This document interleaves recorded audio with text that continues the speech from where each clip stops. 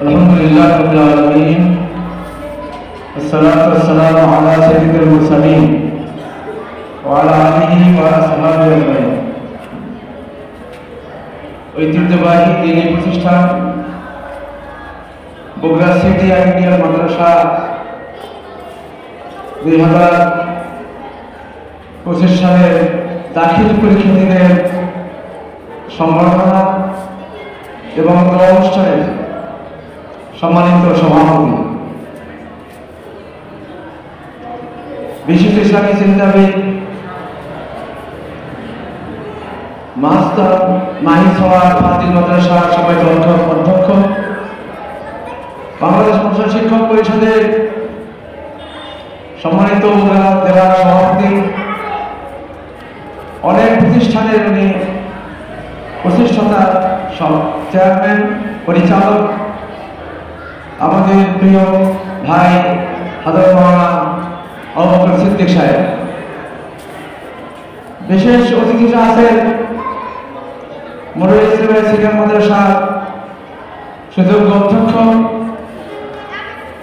হযরত মাওলানা হাফিজ আব্দুল মান্নান, বিশেষ অতিথি আছেন বারাঞ্জল জাতীয় মাদ্রাসার সম্মানিত সুযোগ্য সভাপতি হযরত মাওলানা গোলাম আজম, বিশেষ অতিথিবৃন্দ, অত্র মাদ্রাসার সম্মানিত শিক্ষক শিক্ষিকা মহোদয়, অত্র মাদ্রাসার অভিভাবক মন্ডলী, ভাই বোনেরা এবং আমার স্নেহের সন্তানগুলো, অত্র মাদ্রাসার ছেলে ও মেয়ে, আমার সংগ্রামী ছাত্রছাত্রীরা, আসসালামু আলাইকুম ওয়া রাহমাতুল্লাহি ওয়া বারাকাতুহু। চারটে বেজে গেছে, পেটে ক্ষুধা অবস্থায় বক্তৃতা খুব ভালো লাগবে না। বক্তৃতা নয়, কয়েকটা আবেদন করে আমি আমার কথা শেষ করবো ইনশাআল্লাহ। আপনারা সবাই ভালো আছেন তো?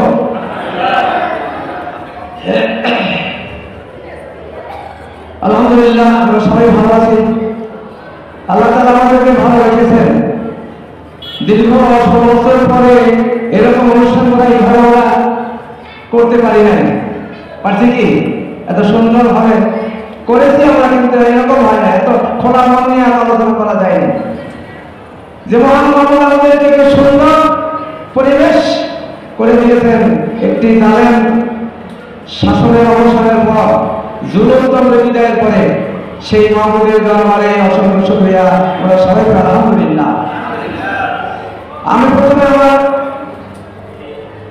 পরীক্ষার্থী ছাত্রদের উদ্দেশ্যে বলতে চাই যে তোমরা এখানে দীর্ঘদিন পড়াশোনা করেছ, এটা তোমাদের ভবিষ্যৎ ছাত্র জীবনের ফার্স্ট ধাপ, দাখিল পরীক্ষা।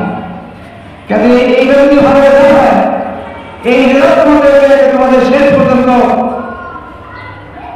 আগে তোমাদেরকে ভালো রেজাল্ট করার ছাত্র জীবন সমৃদ্ধ করবে তোমাদের এটা। এই জন্য সময় আর বেশি নাই, এপ্রিল মাসে পরীক্ষা। এই জন্য আজ থেকে নিয়ে এই পরীক্ষা পর্যন্ত তোমাদের প্রতিটা সেকেন্ড, প্রতিটা মিনিট, প্রতিটা ঘন্টা তোমাদের কাছে অনেক অনেক অনেক মূল্যবান।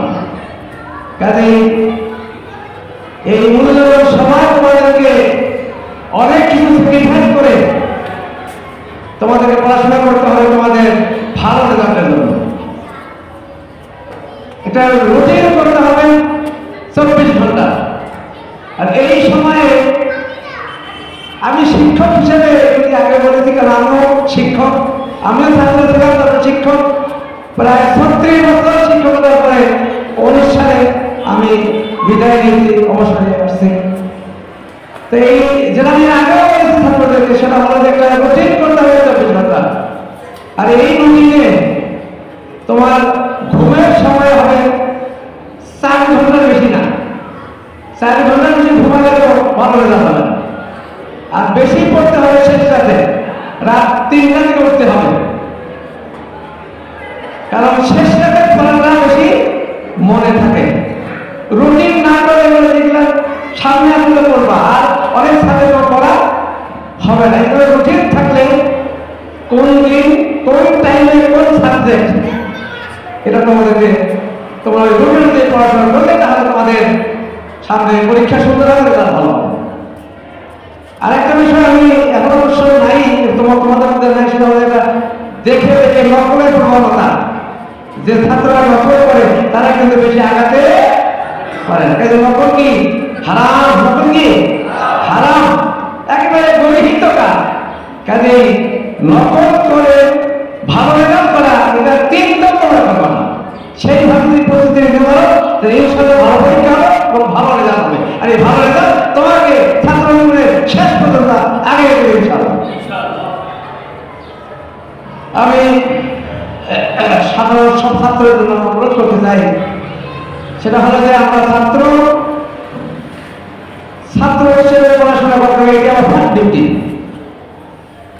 এরপরে আমরা আমাদের আগে পরিচয় আছে, আমরা মুসলমান। কেমন মুসলমান? আমরা মুসলমান। আমাদের স্রষ্টা মহান রব্বুল আলামিন, আমাদের প্রেসিডেন্ট মুহাম্মদ রাসূলুল্লাহ সাল্লাল্লাহু আলাইহি ওয়াসাল্লাম আমাদের একমাত্র আদর্শ নেতা।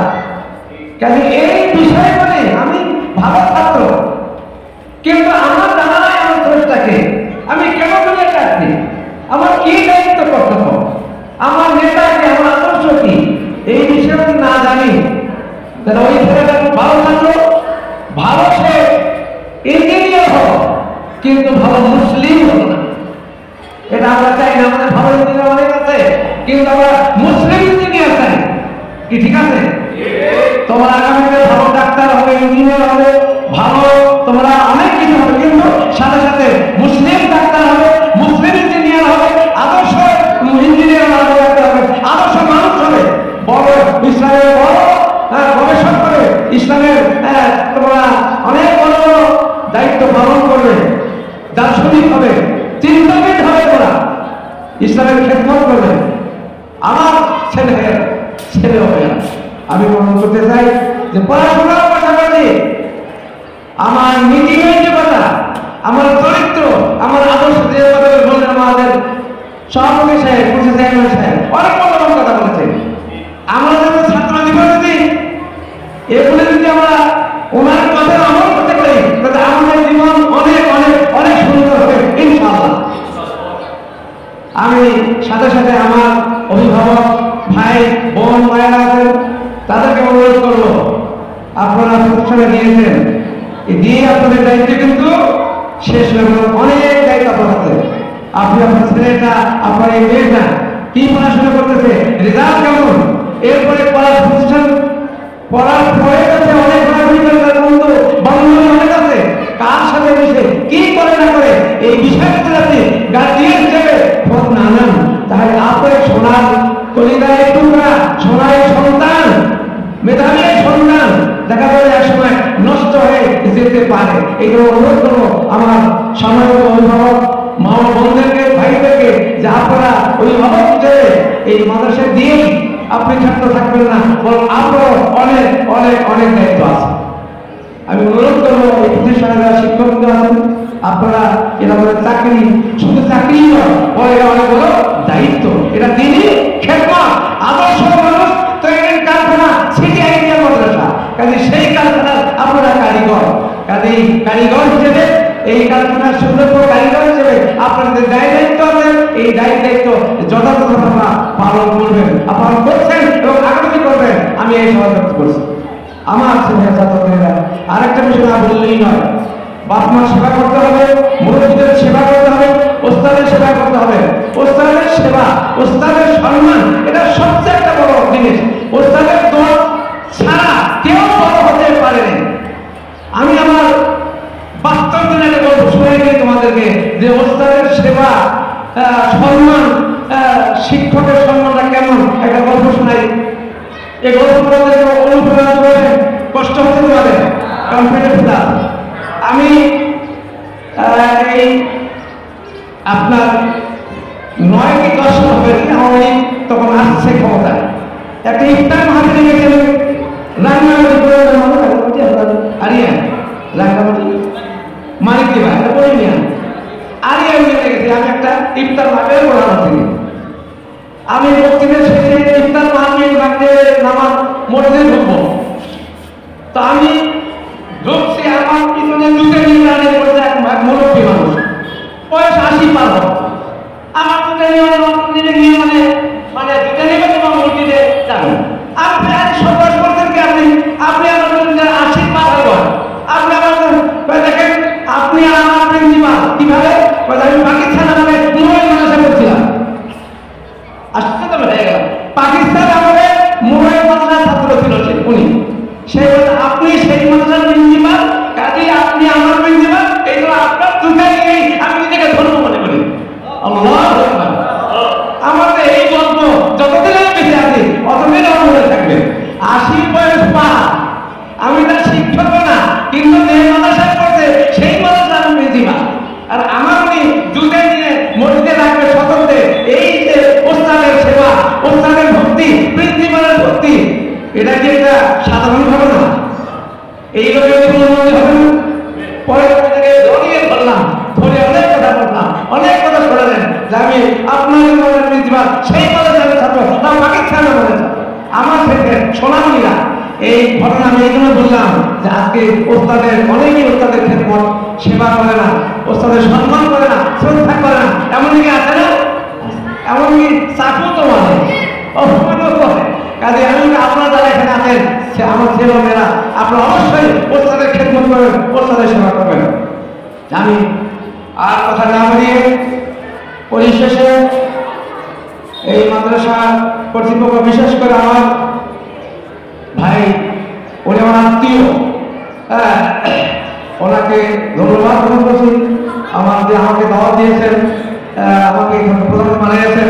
আমি দোয়া করি যাতে করে এই প্রতিষ্ঠান, তো এইটাই না, ওনার অনেক প্রতিষ্ঠান, এই সবগুলো প্রতিষ্ঠান আমি উন্নতি কামনা করছি। এই সকল প্রতিষ্ঠান যেন মানুষ দ্বারা মার্কা থেকে তৈরি হয়, এখান থেকে বের হবে বড় বড় আইন, বড় বড় ডাক্তার, ইঞ্জিনিয়ার, বড় বড় বিজ্ঞানের বড় বড় মানুষ তৈরি হবে এবং এই দেশে তারা সেবা করবে। এই দেশটাকে একটি সুন্দর, একটি কোরআনের দেশ, একটি মানবিক বাংলাদেশ, একটি ইনসাফপূর্ণ বাংলাদেশ বানাবে, এমন ছাত্র এই যেন তৈরি হয়। এই ওনার প্রতিষ্ঠানকে এই দোয়া করছি। আমাদের আসুন আমরা সবাই মিলে আমাদের এই প্রাণপ্রিয় বাংলাদেশ, আমাদের মাতৃভূমি বাংলাদেশ, এই দেশটাকে আমাদের সুন্দর বানাই। এই জন্য সবার দায়িত্ব আছে, সবার আমার দায়িত্ব আছে। আমি আমার দলের যেমন সেই বাংলাদেশ, এই দলের আমি অনুরোধ করতে আসুন, এরকম রাজনীতি নয়, বরং আমরা আমাদের দেশকে ভালোবাসি। এই দেশটাকে দেশের 53 বছরে এই দেশে অনেক নেতা আছে, অনেক ক্ষমতা পরিবর্তন হয়েছে, কিন্তু এই সোনার বাংলা মানুষের ভাগ্যের পরিবর্তন হয় নাই। এদেশের শান্তি আছে, এদেশের দুর্নীতিতে ভরে গেছে, অনাচার, অবিচার, শোষণ, নিপীড়নে ভরে গেছে, ভরে গেছে। এই দেশটাকে ভালো করতে হবে আমাদের দেশ। কাজে এই দেশ ভালো করা একটি মাত্র পথ, সেটি হলো আল্লাহর বিধান আর বিশ্বনবী মুহাম্মদ রাসূলুল্লাহ সাল্লাল্লাহু আলাইহি ওয়াসাল্লামের আদর্শ।